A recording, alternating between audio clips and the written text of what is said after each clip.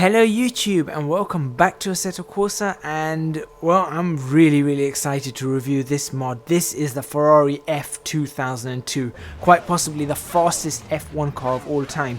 Though the 2004 did qualify a lot faster, but still this is regarded as possibly the fastest F1 car of all time. It dominated the 2002 season from its introduction in round 3. Round 1 and 2 unfortunately had the F2001, although that was actually quite a good car as well. But from round 3, which was Brazil, this car dominated the season, never finishing lower than second in the hands of four-time world champion Michael Schumacher.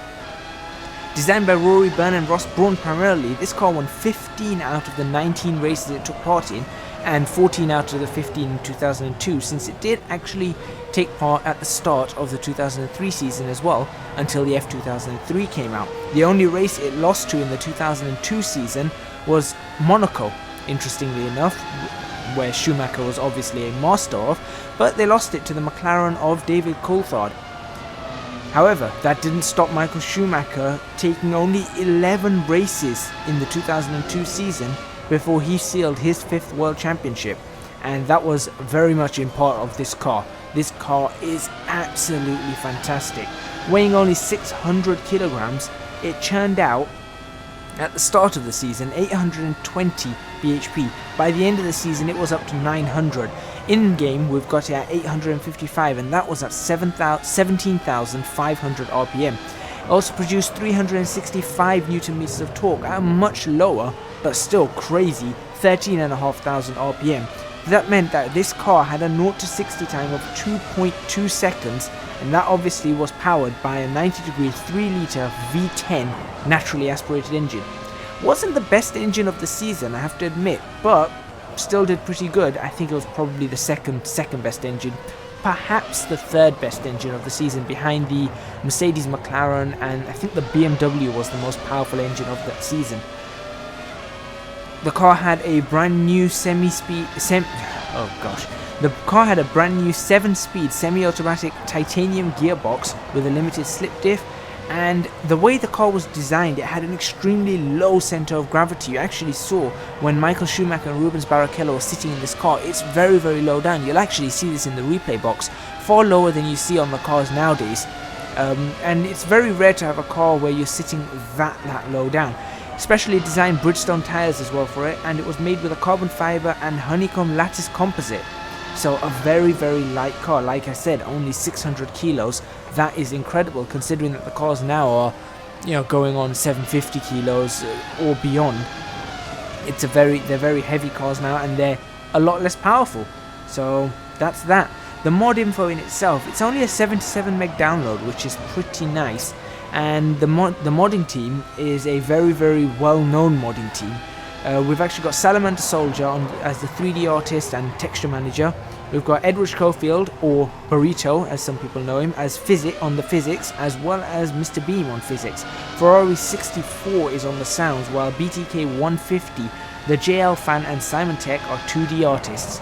We've got 5 liveries available. We've got both Michael Schumacher and Rubens Barrichello in their respective cars, both with and without the tobacco livery. You can see here I've just left the Marlboro on because that's how I remember the car. I remember the car with that, so that's how I'm going to run it. The 5th livery is a Michael Schumacher tribute livery. Of course, Michael Schumacher is still in a very critical condition, so we've got a tribute livery there for him as well. A bunch of skins are already available though, so you can actually get the entire 2002 season, and the link in the description box for this mod will actually, if you scroll further down the page, they've actually linked a whole bunch of other mods to get the other liveries, so check them out. You can get yourself full racing on this, which I think is absolutely incredible. I'm definitely going to be doing that because this is my absolute favorite car. On top of that, they've also got templates included, and if your computer can handle it, they've got 8K resolution. So for those of you with extremely beefed up computers, go ahead and download those 8K textures, because I think it's going to look absolutely incredible. So there's something for you guys to do. Really, it's going beyond what we've seen before. Everything's going a step beyond. 2016 is going to be a very good year for us. Moving on to the actual what I felt with the mod and what I saw. Before I actually talk more about the mod, I'm going to point out, if you look at the steering wheel, you've actually got the lap delta in black at the top, but that's not showing because I had to take this as a replay due to a recording glitch. So because this is a replay, it's not showing the lap delta, but I assure you the lap delta does work, and it is there in that top black box. You've got the last lap in blue, which you can see quite nicely. You've got the fuel in yellow, which for some reason is showing 29. I didn't have 29, I had more than that. That must be a replay glitch as well. You've got the speed in the top right, which you can't see right now, which you still can't see right now because I'm turning left. I'm turning right now, but there we go. Alright, so you can see it in the top right. You've got the RPM, you can see it dead center. You've got the gear also dead center, and you've got tire pressures, which are all the way around. Again, they don't show in the replays, but I assure you they do work, and I think that's quite handy to have. So we've got a fully working heads-up display on that steering wheel. I just want to get that out of the way to make sure that you guys know that it does work. It's just a replay that is not showing it properly. Moving on, we'll go in the same steps that we always go in. We're going to do modeling, texturing, sounds, and physics. Starting with the modeling is absolutely brilliant. You just have to look out just ahead of the car. You don't even have to look in the replay box. Just look at the aerial. Just look at the way the aerial is modeled, just to show how much detail they've gone into to make sure that this car is modeled correctly. I've taken a look around the car. I've looked at the suspension arms, I've looked at inside the car, I've looked at the steering wheel, I've looked at, you know, the side pods, everything. It's all modeled perfectly. However, with that, you can't have a good model if you don't. You can't have a good car if you've got a good model but no good textures. Well, they've gone and done it. They've got themselves some fantastic textures. Now, when I mean fantastic, I looked around when I was looking at the suspension. You could zoom into the carbon fiber, and like I said, there's also the 8K textures available. Can you imagine the amount of detail that's going to be on that? You could zoom in, it'd be brilliant for pictures, that's for sure. I might just get the 8K one to take a few pictures, to be honest. I don't think I could handle it, you know, driving around, especially with a full grid. I don't think the 8K is going to be any good for me, but it just shows how much work they have put into this. The tires look incredible. When the tires are stopped, you can actually see the tires are not smooth. There is very slight graining here and there. It looks like a tire, you know, when you look at a real tire, it's never perfectly smooth. So they've got that in here, which I think is so nice. It brings a new level of immersion to it, and it means that when you're taking, you know, in the replays, when you're taking pictures like that, it just looks incredible. It looks absolutely incredible. I was very, very happy with that. The wheel itself, you can see it is thoroughly detailed. It's just a shame that in Assetto Corsa we can't use all of those buttons. I think it would be so cool if all those buttons could be mapped and we could use them. And I think for Assetto Corsa to continue as a simulator, they are going to have to do that. We need engine mapping. We need, you know, lean mixture, rich mixture, anything we've got. We need to be able to, well, we've got the brake bias moving around, but maybe we need set brake bias, you know, things like that. We need all those. We need all of that. So please, please, please, Kunos, work towards that, because I think that's going to be absolutely incredible. I like the fact that the brakes have a glowing effect as well. Obviously, you're not going to see them in the car, but in the replays, when you hit the brakes, you can see them glowing red, which I think is pretty cool. You just saw them there as I go towards Brooklands. So you just saw them there, which is absolutely great. And the sounds. Now, this is the sound I grew up with, or these kind of sounds, V10 engines. This is what I grew up with. This is beyond amazing. I cranked up the volume when I was recording this. I cranked up the volume right up just to make sure that I could hear everything, and literally everything is captured. You've got the engine noise, you've got the exhaust note, you've got the traction control in the low revs. You can hear everything, and I think it's just absolutely perfect. So well done on the sounds. Ferrari 64, you have outdone yourself here. In fact, I think the whole team have outdone themselves here. The car itself to drive, though, it's a very, very, very fast car. I think I could have gone over a second faster than I had, but I couldn't hook a lap together. Not in the few laps I had.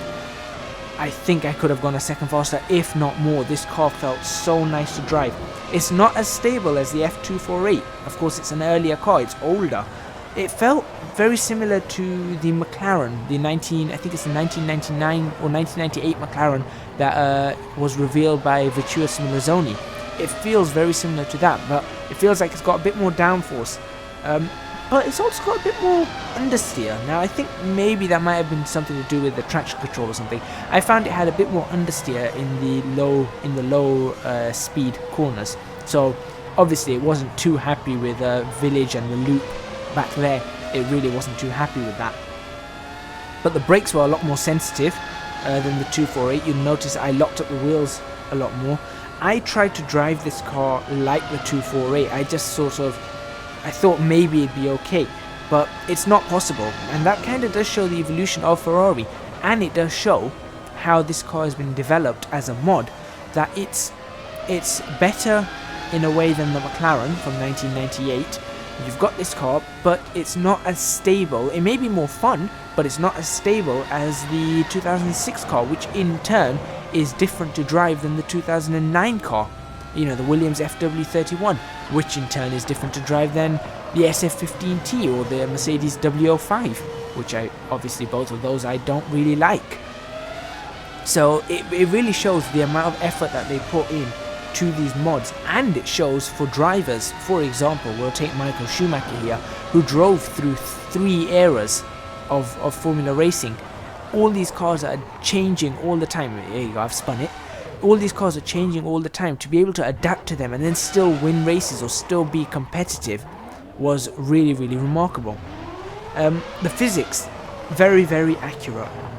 The car felt alive, it was squirrely under braking, it was tentative under power, and you felt the car sliding under you, which I thought was really nice, because when I used to watch F1, coming out the corners, you used to often see Michael Schumacher, or there was also, back then you had Mika Häkkinen, there was Kimi Räikkönen, there was David Coulthard, Juan Pablo Montoya, Rubens Barrichello, there was Olivier Panis as well. You know, all those drivers, the old guard, as we could call them, the old guard. They used to go around the corners, and then when coming out of some of the slow corners, they used to often flick ever so slightly. You'd have a bit of counter steer, a lot more than you'd see nowadays. You could do that in this car. You could feel it, and you could understand why the drivers had to do that. And I think that's so nice that they can replicate that, so you have the same sensation in a simulator, and you understand, and you're like, oh right, yeah, okay, this is right. You know, the driver wasn't pushing flat out all the time. It was just that the car was designed like this, and it drove in a certain way. And I think that's really, really nice. So very, very well done there. I loved the physics on this. I wish I could fault this car.